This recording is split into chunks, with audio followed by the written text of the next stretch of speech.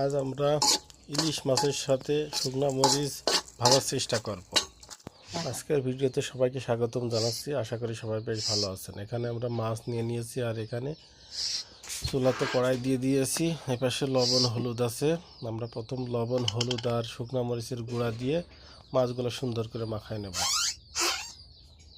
এই শুকনা মরিচের গুঁড়া দিলে মাছটা বেশ ভালো টেস্টি হয়, কারণ একটু ঝাল ঝাল হলে ভাজা মাছটা আরও বেশি ভালো হয়। আমরা প্রথমে এই মাছগুলো সুন্দর করে এভাবে মাখায় নেব, তারপর আমরা চুলাতে উঠাই দেব। আমরা মাছগুলো সুন্দর করে মাখায় নিয়েছি এখানে, আর কড়াই চুলাতে দিয়ে দিয়েছি। কড়াই তেল দিয়ে দিলাম। তেলটা গরম হয়ে যাওয়ার পরই আমরা মাছগুলো কড়াইয়ের তেলের মধ্যে দিয়ে দেব। এপাশে আমাদের মাছ প্রস্তুত আছে। আমরা প্রথম মাছের মাথাটা দিয়ে শুরু করলাম। তেল বেশ গরম হয়ে গেছে, এখন আমরা বাদ বাকি মাছগুলো দিয়ে দেবো।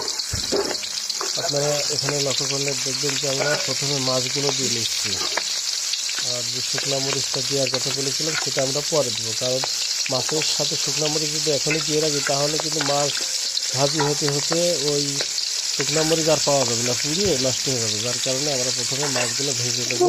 কিছু পরিমাণ ভাজার পর একবার উল্টানোর পর তারও কিছুক্ষণ পর আমরা শুকনা মরিচগুলো দিয়ে দেবো।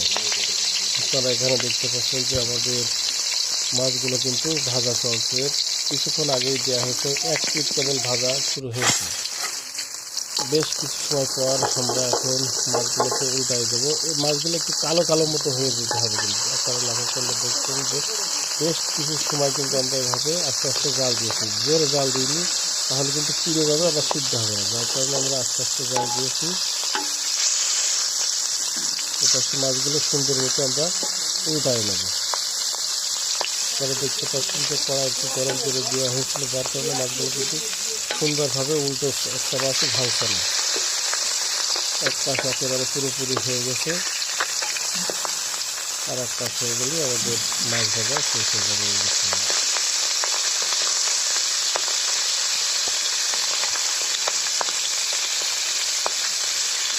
ইলিশ মাছ ভাজা একেবারে সহজ।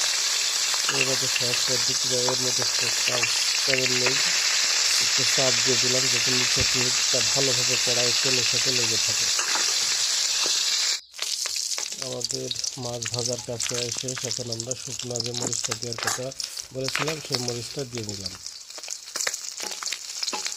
এই মরিচটা ভাজতে বেশি সময় লাগবে না, কারণ গরম তেল তো। একটু মাছগুলো সরাই তেলের মধ্যে এই ঝালগুলো সুন্দর মতো দিয়ে দেবো, তাহলে কিন্তু এই মরিচগুলো দ্রুত ভাজা হয়ে যাবে। আপনারা দেখতে পাচ্ছেন যে আমরা একটা মাছ একটু আশা মতো, যার কারণে এই পাশে সরিয়ে তেলের উপরে দিলাম, আর ঝালগুলো সুন্দর মতো তেলের উপরে দিয়ে দেওয়ার চেষ্টা করছি। এই তেলের উপরে দিয়ে দিলে অল্প সময়ের ভিতরে কালো হয়ে উঠবে এবং ভাজা হয়ে যাবে, কারণ তেলটা প্রচণ্ড গরম। তো আপনারা আমাদের সাথে থাকবেন এবং দেখতে থাকবেন যে মাছ আর এর সাথে শুকনো মরিচ কীভাবে ভাজতে হয় বা কীভাবে ভাজলাম। এই শুকনো মরিচ আপনারা যদি একটু ইসের সাথে, এটা পেঁয়াজের সাথে যদি ভেঙে নেন, তাহলে কিন্তু অনেক সুন্দর হবে এবং ওখান থেকে অনেক সেন্ট বেরোবে এটা দিয়ে। যার কারণে এই ঝাল ভাতটা খেতে খুব ভালো লাগবে। কিন্তু আমরা মাছের সাথে এভাবে শুকনো ধরেই খাবো ইনশাল্লাহ। তো আমাদের মাছ ভাজা এবং ঝাল ভাজা শেষ হয়ে গেছে।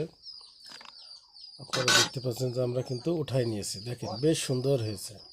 এর উপরে আর মাছ ভাজা হয় না। সকলকে ধন্যবাদ জানাচ্ছি।